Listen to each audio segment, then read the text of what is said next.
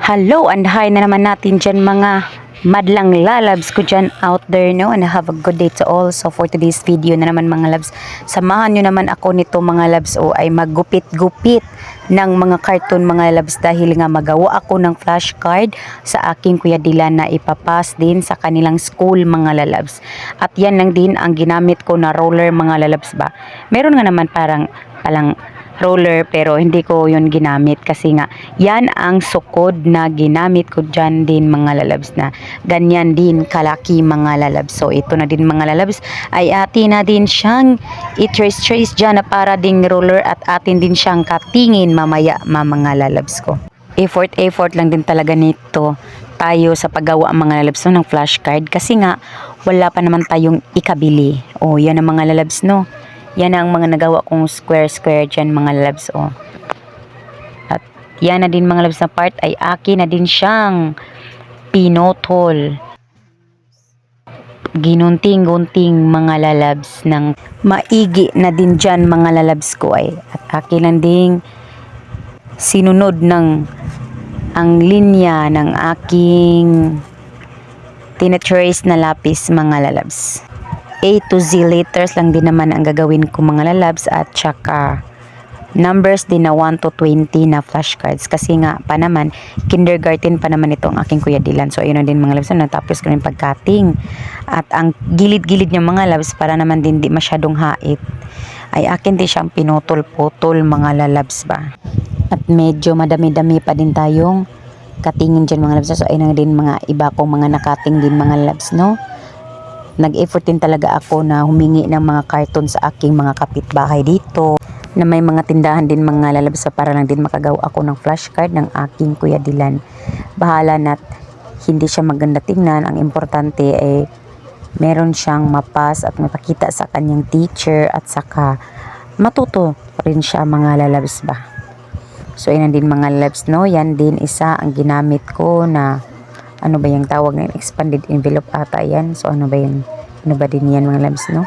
Ay akin din siyang kinating mga labs dahil para din sa di makita yung mga numbers ba na sa kalendaryo or sa mga folder na puro lang din white or ano ba yun brown, ay akin din siyang parang i-double siya mga labs ba, i-double cover ko din siya mga lalabs para naman din maganda tignan at green din ang kanyang likod mga lalabs, charring.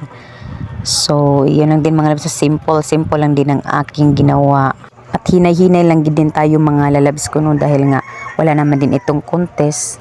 So, hinay-hinay lang din tayo para naman din matapos lang din naman ito sa madaling panahon. So, ayun mga lalabs no.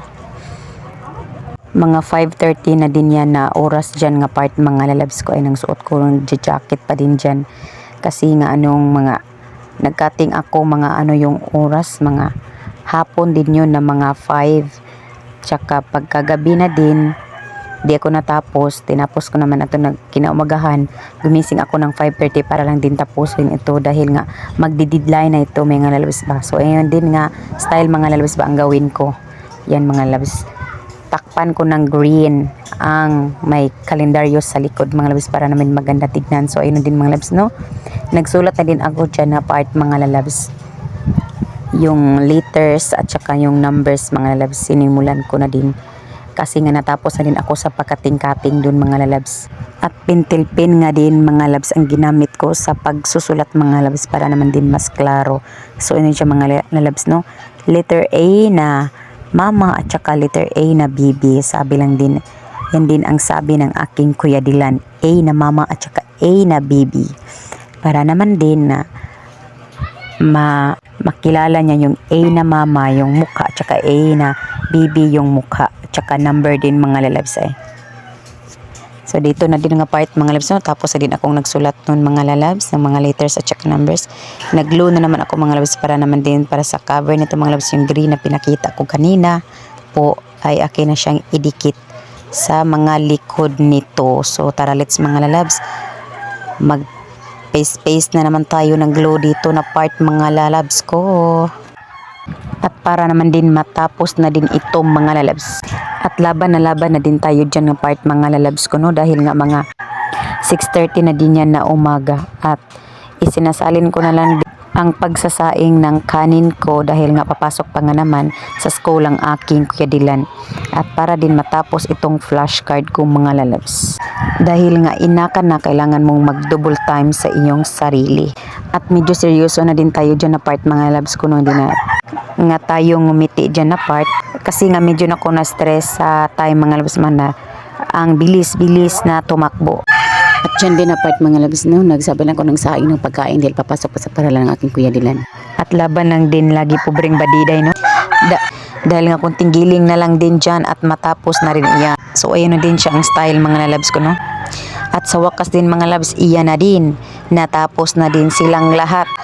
Yan ang kanyang front style na white at saka back yung green. At yehey, meron na ding maipas na project ang aking Kuya Dylan. So, yun din mga labs. Thank you for watching. Babush!